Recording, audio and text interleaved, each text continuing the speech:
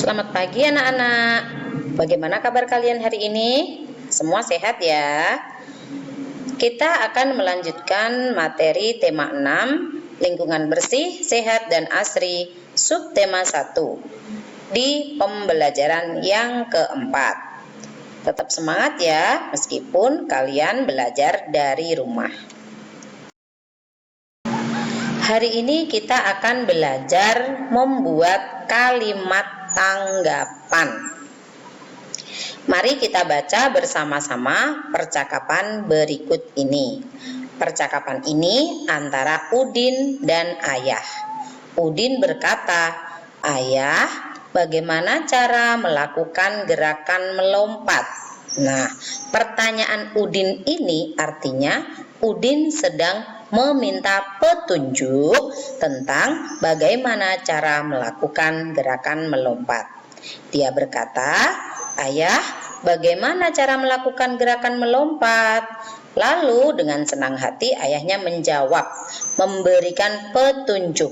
Petunjuknya adalah ini. Wah, panjang sekali ya petunjuknya. Pinggul dan lutut ditekuk untuk mengambil ancang-ancang. Lengan diangkat ke belakang punggung. Badan dilentingkan ke atas dengan posisi agak condong. Kaki mendarat di lantai dengan posisi kedua kaki sejajar. Nah, ini adalah kalimat petunjuknya. Kalimat petunjuk yang disampaikan oleh ayah kepada siapa anak-anak? Kepada Udin. Kemudian setelah ayah memberikan petunjuk kepada Udin, Udin memberikan kalimat tanggapan atas petunjuk yang diberikan oleh ayah. Kata Udin, "Baik ayah, terima kasih atas petunjuknya." Gitu. Paham anak-anak? Sekarang ibu bertanya ya, siapa yang meminta petunjuk? Silahkan dijawab. Ya, Udin. Siapa yang memberikan petunjuk? Iya, yang memberikan petunjuk adalah ayah. Yang mana sih kalimat petunjuknya? Betul, kalimat petunjuknya adalah pinggul dan lutut ditekuk untuk mengambil ancang-ancang dan seterusnya. Lalu, mana sih kalimat tanggapannya? Kalimat tanggapannya itu diucapkan oleh siapa? Diucapkan oleh Udin. Mana ya kalimat tanggapannya? Ini dia. Terima kasih atas petunjuknya. Ini adalah kalimat tanggapan yang diucapkan oleh Udin kepada ayahnya karena sudah memberikan petunjuk bagaimana cara melakukan gerakan melompat. Paham ya anak-anak? Yang selanjutnya kita akan berlatih membuat kalimat tanggapan. Ini gampang sekali anak-anak ya. Ibu akan memberikan contoh terlebih dahulu. Yang pertama, ada kalimat petunjuk seperti ini. Membersihkan debu sebaiknya dengan lap basah. Ini petunjuknya. Ketika kita sudah diberikan petunjuk seperti itu, maka sebaiknya kita memberikan kalimat tanggapan. Bagaimana kalimat tanggapannya? Kalimatnya cukup sederhana, seperti ini anak-anak. Terima kasih atas petunjuknya, gitu ya. Kemudian yang kedua juga sama, ada kalimat petunjuk, letakkan bola di keranjang. Bagaimana kalimat tanggapannya? Seperti ini. Terima kasih atas petunjuknya. Lalu yang ketiga, ada kalimat petunjuk, selesai digunakan, mainan dikembalikan ke tempatnya. Lalu bagaimana tanggapannya? Ya, yang keempat dan kelima juga sama. Terima kasih atas petunjuknya. Jangan ketika kita sudah dikasih petunjuk, kita bengong saja, tidak mengucapkan terima kasih dan tidak merespon apa-apa. Itu tidak sopan. Yang baik adalah memberikan kalimat tanggapan. Cukup dengan mengucapkan terima kasih atas petunjuknya. Jika itu ditujukan kepada ayah, bisa kalian tambahin. Misalnya, terima kasih atas petunjuknya ayah, terima kasih atas petunjuknya teman, terima kasih atas petunjuknya ibu. Seperti itu ya. Paham? Yang selanjutnya kita akan belajar membedakan bunyi kuat dan lemah. Waktu itu kita sudah belajar membedakan bunyi kuat dan lemah pada lagu Si Nyamuk Nakal. Masih ingat tidak? Nah, sekarang kita akan membedakan bunyi kuat dan lemah melalui alat musik. Nah, alat musiknya di sini yang ini nak, yang ini namanya marakas. Ya, yang ini namanya apa? Marakas.